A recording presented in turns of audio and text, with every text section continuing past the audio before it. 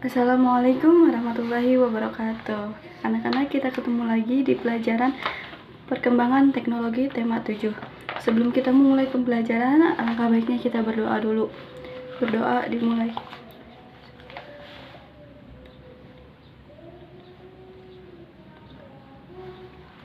Berdoa selesai. Nah, di pembelajaran kali ini kita akan membahas tentang perkembangan teknologi komunikasi. Nah, apa sih yang disebut dengan teknologi itu? Teknologi adalah keseluruhan sarana untuk menyediakan barang-barang yang diperlukan bagi kelangsungan dan kenyamanan hidup manusia. Sekarang kalian bisa buka UTS kalian masing-masing ya, di halaman 51. Nah, perkembangan alat komunikasi. Pada kehidupan sehari-hari, manusia melakukan interaksi dan komunikasi dengan sesamanya. Guna melakukan komunikasi jarak jauh, manusia memerlukan alat komunikasi. Dahulu, manusia melakukan komunikasi jarak jauh menggunakan isyarat seperti kentungan, asap, atau membuat kode. Alat komunikasi tersebut memiliki keterbatasan jarak. Kemudian, manusia menggunakan surat untuk mengirim pesan jarak jauh. Namun, surat memiliki suatu pengiriman yang lama. Kemudian, surat berkembang menjadi telegram. Selanjutnya, manusia menemukan telepon untuk melakukan panggilan suara jarak jauh. Nah, sekarang kebutuhan terhadap informasi dan komunikasi makin dimudahkan dengan adanya internet. Dengan mengakses internet melalui komputer atau telepon genggam, kita dapat mengirim surat elektronik dan melakukan panggilan suara dan panggilan video. Informasi dapat disampaikan dalam waktu singkat ke berbagai belahan dunia. Dengan berjalannya waktu, alat komunikasi itu teknologinya semakin tinggi. Teknologi sekarang semakin berkembang. Dengan adanya telepon, kita tidak perlu mengirim surat, tidak perlu mengirim telegram, kita tinggal melalui telepon bisa langsung berkomunikasi dengan orang yang jauh gitu, misalkan saudara jauh atau teman jauh. Dan kita juga bisa menggunakan video call atau video melalui WhatsApp. Kita bisa berkomunikasi secara tatap muka langsung. Kita bisa mengetahui kabar dia bagaimana, apakah baik atau lagi sedang sakit. Kalian bisa lihat contohnya di halaman 54 ya. Dibuka dulu ya. Nah, di sini ada memahami informasi dalam bacaan. Nah, surat sebagai alat komunikasi contohnya. Komunikasi melalui surat telah dilakukan manusia sejak zaman dahulu. Surat digunakan untuk menyampaikan informasi dalam bentuk tulisan. Surat dikirim menggunakan cara yang tradisional. Salah satunya melalui burung merpati. Kegiatan surat menyurat digemari oleh banyak orang. Namun cara pengirimannya sangatlah tidak efektif sebab membutuhkan waktu yang lama, bahkan sering gagal terkirim. Setelah itu muncullah jasa kurir pengantar surat yang lama-kelamaan berkembang menjadi sistem pengiriman dengan pos. Selain surat, kantor pos memperkenalkan telegram. Telegram ini berisi kotak kode-kode tertentu yang dikirimkan lewat telegram. Selain itu, alat ini bisa menjangkau daerah-daerah dalam maupun luar negeri sebab menggunakan kabel bawah laut. Seiring dengan ditemukannya internet, mulailah sistem pengiriman pesan dengan menggunakan internet yang bisa dikenal dengan surel atau surat elektronik.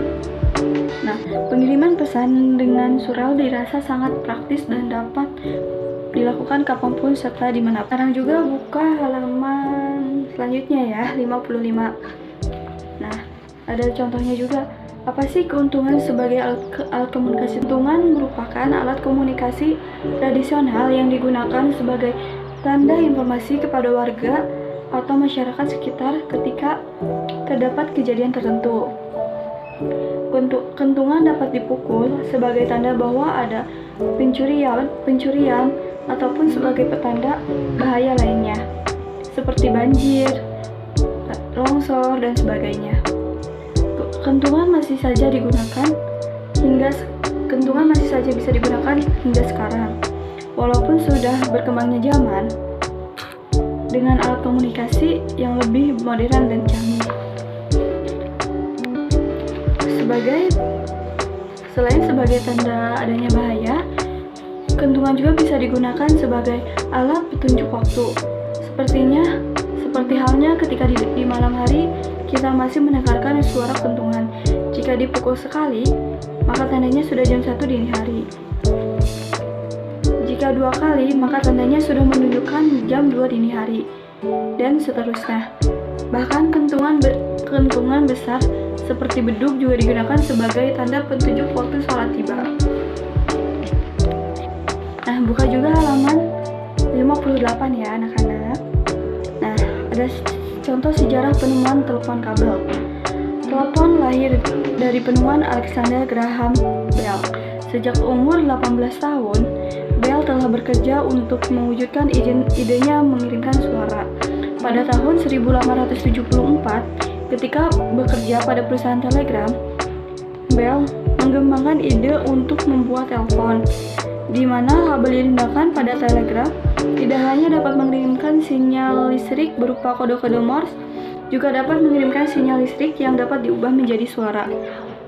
Ide tersebut berhasil mewujudkan pada tanggal 10 Maret 1876. Ketika sedang bekerja dengan asistennya di laboratorium, Bell berhasil mengirimkan suara pertama melalui telepon ketika dia memanggil asistennya. Sejak saat itu, telepon mulai didemonstrasikan ke khalayak ramai. Bell kemudian mendirikan perusahaan telepon Bell Telephone Company pada tahun 1877.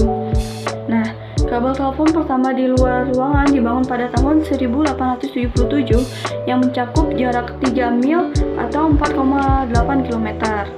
Nah, layanan di telepon komersil dimulai di Amerika Serikat pada tahun 1877. Nah, pada tahun 1879, sistem pemanggilan telepon mulai menggunakan nomor menggantikan sistem pemanggilan nama.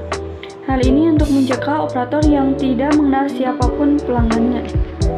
Sistem penomoran telepon menggunakan huruf dan angka, di mana nomor telepon menggunakan sistem 2 huruf dan 5 digit angka. Nah, penjelasan tentang alat komunikasi dan contohnya. Nah, apakah ada yang ditanyakan anak-anak?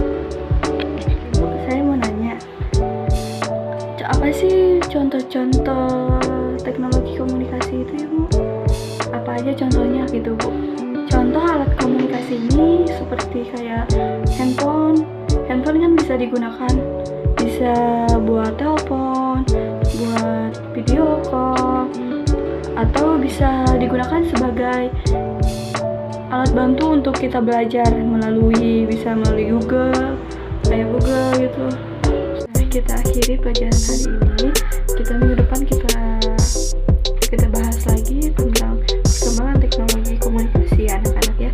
Apabila yang belum dipahami nanti bisa ditanyakan di minggu depan ya. Siap. Terima kasih sebelum